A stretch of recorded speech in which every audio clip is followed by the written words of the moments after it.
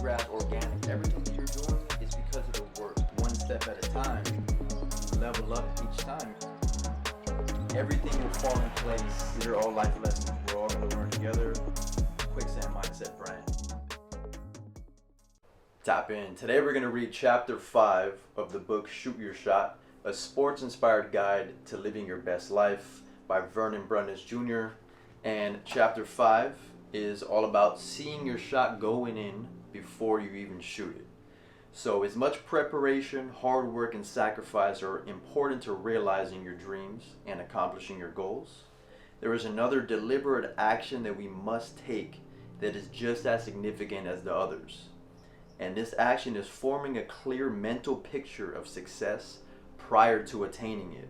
And as you think, so shall you be.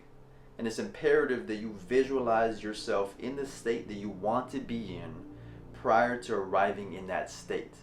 So basically what he's saying is that you have to believe that you are successful before you even are successful. But be more specific. Let's say that you want to be a professional basketball player and you're just a teenager right now.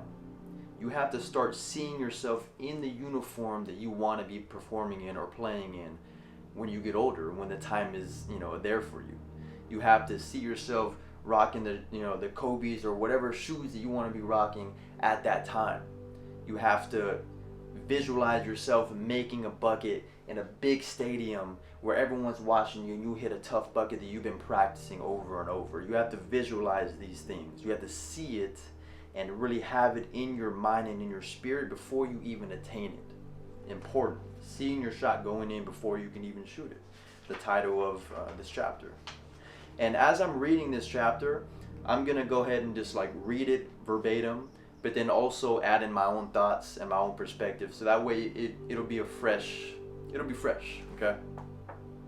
The next page right here, it says, when you have a clear mental picture of what you want and an unbounded desire to accomplish your goal, you have to couple that with the necessary work, right? Because you have to put in the work and put in the repetition in order to see that progress. So yeah, you can believe all day, right? As far as what I said earlier, believe that you're in a stadium hitting big shots, but you're not going to get to that point of making the shot on the level that you want if you're not putting in that constant repetition, right? That constant repetition is going to lead to progression.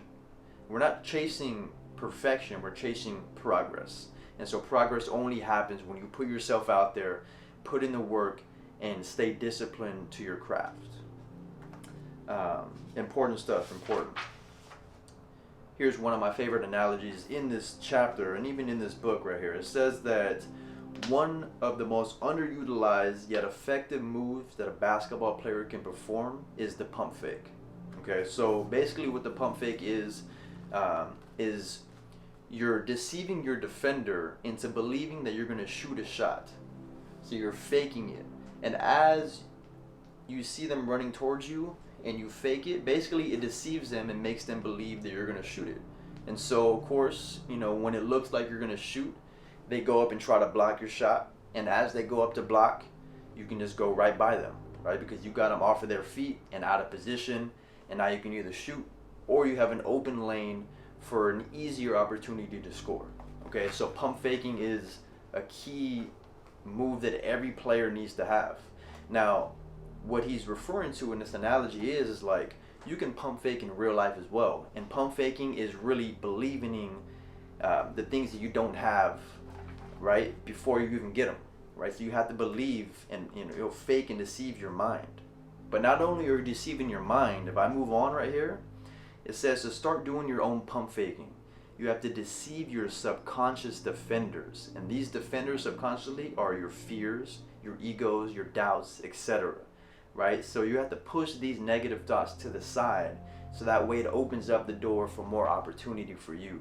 So start pump faking in real life and start really believing that you have it all before you even have it all. Deceiving your subconscious defenders. That's extremely powerful stuff right there. You have to live expectantly, right? You have to have the expectation that great things are supposed to happen to you. And you have to believe that good things are supposed to happen and anticipate them. Because what you want is going to, come into your life if you truly, truly believe, regardless of the circumstances that you're dealing with. If we talk about this point right here, he talks about the differences between a shooting slump and a shooting streak. So there's different mindsets that each person has, right? So let's say you're in a shooting slump, right? You're more than likely feeling disappointed, defeated, discouraged, and helpless. These are some of the common traits. Now, when you choose to embrace these negative thoughts and emotions while you're experiencing a shooting slump, what happens? It makes it worse, right? You start overthinking your game. Man, I can't shoot today. I suck. I've been putting in all this work, but it's not even happening for me. Like, I'm struggling still. I don't know why I'm even on this court. You start to just spiral downhill and just land in a pool of negativity, and that's not going to get you to where you want to be. You have to have the mindset. Well, let's think about the contrary, actually. So let's think about when you're on a shooting streak. It's the complete opposite, right? You're in the zone. You believe that anything that you put up is going to go in. It's going to be a bucket.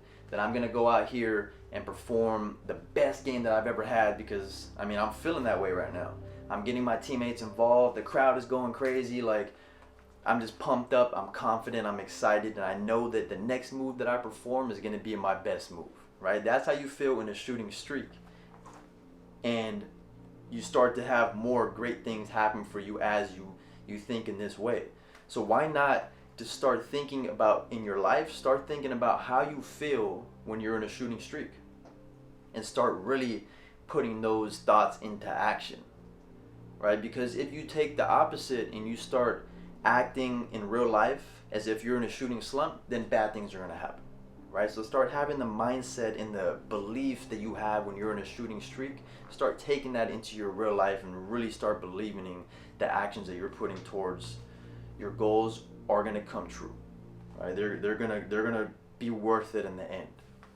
In life and off the court, whether you choose to embrace positive thoughts and emotions, or you choose to embrace those negative thoughts and emotions, based on your decision, one or the other is going to manifest itself into your life experiences. So right here it says, why not choose positive mindset and good vibes while you're pursuing your dreams, right? It's like a no-brainer. You might as well go for the more positive approach than to put yourself in a downward spiral of negativity. These are important thoughts for any person in life, but of course athletes who can learn life lessons through their sport. These are the last few thoughts that I'll get to you before I get out of here. It says, choose a life that is consistent with the thoughts and emotions you would have during a shooting zone. Yep. Live in a consistent state of expectation and truly believe that what you want to happen in your life will happen. Always expect your shot to go in, visualizing it, seeing it go through. And in the same breath right here, it says, make it a habit to focus your energy on what it is that you want instead of focusing on what you don't want. So I love that a lot, actually. So look, on that point, if you go into a basketball game, let's say it's the championship game, and you're going against your rival, and you go into that game with the mindset of, I'm nervous, and last time I played these guys, I didn't do so well.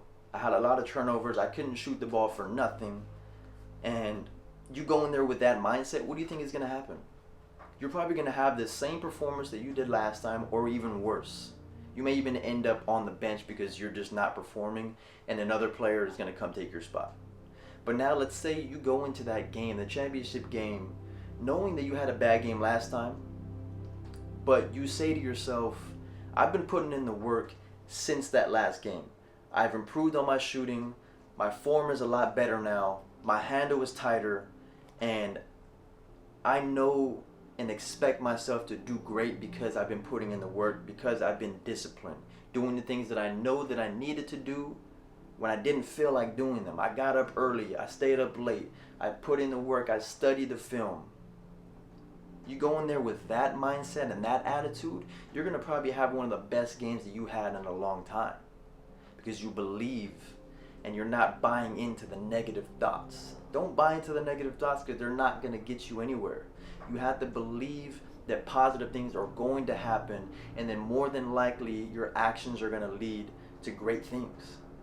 And it's also, in a way, you become responsible for the energy of other people in a way. You know what I mean? Like, if you go in there with the positive mindset and attitude and the belief that you guys are going to win and you're going to do great, then everyone else is going to feed off of that, and then you guys are all going to have a great game. The coaches, you know, the players who didn't expect themselves to be great, now they're believing in themselves, and they're coming in clutch in moments that you need them, on defense and on offense. Like, mindset is everything. That's why it's the quicksand mindset, because these are the things that I have in my mind that I always felt like I knew, but now that I'm reading it and learning from different people, I'm really understanding that it is about the belief and the power of, manifesting and the law of attraction. Like, it is about that. And if I can teach at least one person what I know or what I've learned, then I feel like I'm winning in that sense. And I want to keep continuing to do that. And I'm just blessed to be in a position that I'm in. Extremely grateful. And I'm shooting my shot. Thank you all for watching this video. That was chapter 5. Believing that a shot's going to go in before it even goes in. Thank you all for watching. Drop a like, comment, and subscribe. And share with someone who you know can benefit. This is episode 56? 57 is next week. Sometimes I get confused. I don't know. Thank you all for watching. I'm talking too much. Tap out.